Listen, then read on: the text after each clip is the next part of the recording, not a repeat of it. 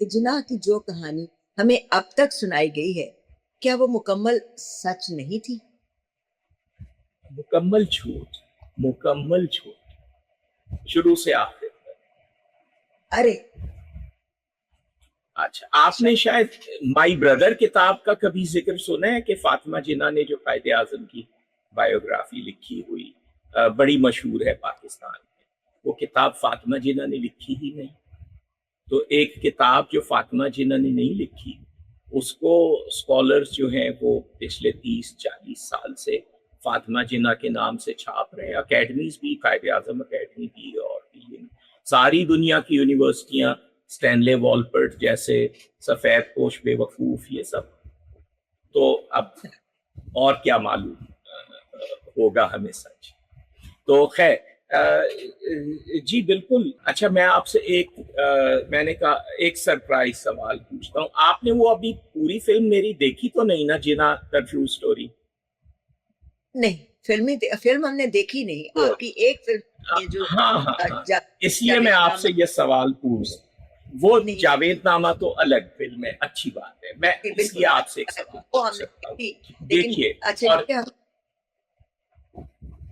اور میں آپ کے آڈینس سے بھی، جی بالکل، جناح دی ٹرو اسٹوری بالکل موجود ہے۔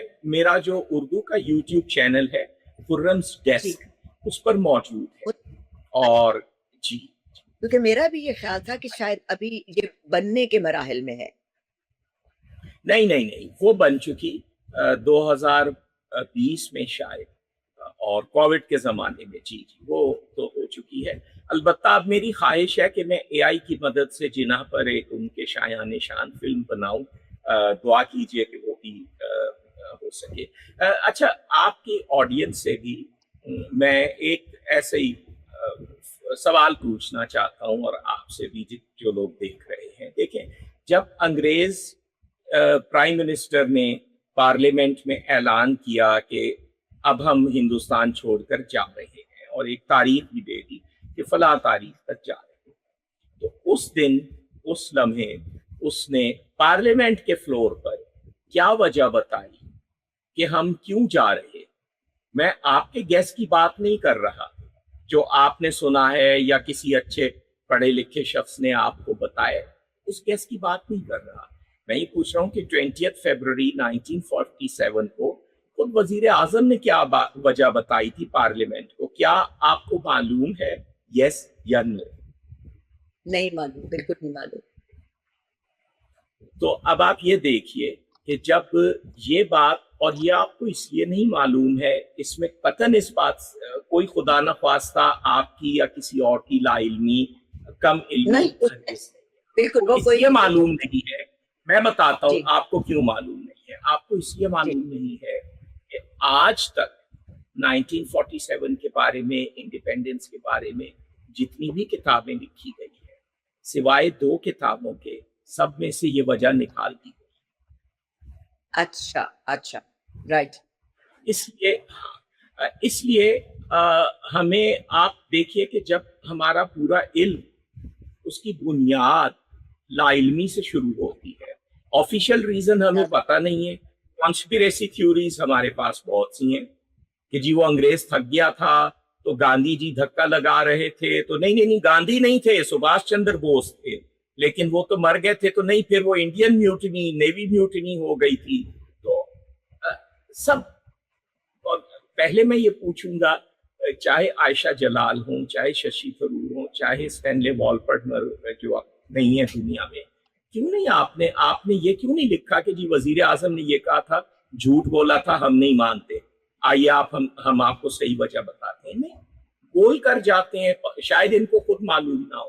اینی وے، تو دیکھیں جی، قائد اعظم کے لحاظ سے آج جو سب سے زیادہ ریلیونٹ بات ہے، جو ہمیں پتہ ہونی چاہیے اور نہیں معلوم، جیسا کہ میں نے کہا شروع سے آخر تک جو کچھ بھی ہمیں پتہ ہے جھوٹ ہے، اور وہ جھوٹ ہے جس کو قائد اعظم نے مذمت کی تھی، جس کی کہ یہ جھوٹ میرے بارے میں نہ بولا جائے۔ دیکھیں، تو وہ ہمیں پتہ ہے۔ ہمیں کیا بات قائد اعظم کے بارے میں سب سے اہم پتہ ہونی چاہیے؟ قائد اعظم کے لحاظ سے آل انڈیا مسلم لیگ مسلمانوں کی مذہبی اور سیاسی دونوں معاملات میں اتھارٹی بن گئی. جب آل انڈیا مسلم لیگ نے بر صغیر میں تقریباً 90% مسلمانوں کی حمایت حاصل کی 1945 اور 46 کے الیکشن میں، اس کے بعد قائد اعظم اور ان کے قریبی مسلم لیگی رہنماؤں کا یہ دعویٰ تھا اور انسسٹنس تھی کہ اب مسلم لیگ مذہبی اور سیاسی دونوں معاملات میں اتھارٹی ہے. لیاقت علی خان نے جہانگیر پارک نہیں، ایک اور جلسے، ایک اور موقع پر ان کے الفاظ ریکارڈڈ موجود ہیں کتابوں میں. انہوں نے کہا تھا کہ پاکستان چونکہ اسلام کی لیبارٹری ہے، لہٰذا یہاں ایک ایسی قوت ہونی چاہیے جو بتائے کہ کیا اسلام ہے اور کیا اسلام نہیں ہے، اور وہ صرف آل انڈیا مسلم لیگ ہے. تو جب خواجہ ناظم الدین کو اپریل 1953 میں وزارت عظمیٰ سے محروم کیا گیا، اس کے ساتھ ہی یہ دعویٰ بھی نکال دیا گیا ہمارے حافظے سے. اور اس کے بعد جو لوگ اقتدار میں آئے، یہ اسکندر مرزا، ایوب خان وغیرہ، انہوں نے پھر ایک ڈائکوٹمی کریٹ کی. جان بوجھ کر انہی لوگوں نے مذہب کی ٹھیکیداری مذہبی جماعتوں کو دی اور سیاست کی ٹھیکیداری اپنے پاس رکھی. یہ انہوں نے کیوں کی، اس سے کیا فائدہ ہوا، یہ پھر ایک الگ بحث ہے. لیکن یہ بات آپ سمجھ لیجئے کہ قائد اعظم یہ کہہ رہے ہیں. امیزنگ.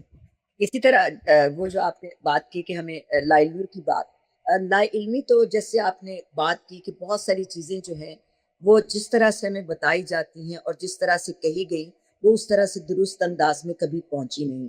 آپ اس سفر پر چل نکلے کہ بہت ساری جو مروجہ چیزیں ہیں جن کو حقیقت کا رنگ دے کر پیش کیا جاتا ہے اور آپ اس کو نہیں مانتے، یہ ایک بہت بڑا چیلنج ہے. کیا فلم ساز کے طور پر کہ آپ لکھتے ہیں، آپ فلمیں بھی بناتے ہیں، ڈرامے لکھتے ہیں، کیا سب سے بڑا چیلنج ہے تاریخی حقیقت کو محفوظ رکھنا یا پھر اسے ایک دلچسپ اور جذباتی کہانی بنا کر اس میں تبدیل کرنا؟ کس طرح سے آپ ان ساری چیزوں کو دیکھتے ہیں اور کس طرح سے اس کے اندر وہ چیز لانے کی کوشش کرتے ہیں یا وہ سچائی لانے کی کوشش کرتے ہیں جو یا تو جان بوجھ کر یا ویسے ہی ہم سے چھپائی جائے گئی ہے؟ دیکھیے، یہ تو ایک ڈیفالٹ ہے کہ میں چاہے فلم بناؤں، چاہے کتاب لکھوں، چاہے گفتگو کروں، سچائی تو مجھے سامنے لانی ہے. یہ تو ایک بات ہے. اب باقی ہر میڈیم کا اپنا الگ الگ تقاضا ہوتا ہے. جب میں فلم یا ویلاگ وغیرہ بنا رہا ہوتا ہوں تو کوشش تو یہی ہوتی ہے کہ اس میں دلچسپی کا پہلو، عوام کی جو دیکھنے والے ہیں ان کی دلچسپی کا پہلو اس میں موجود رہے. کبھی کامیاب ہو جاتا ہوں،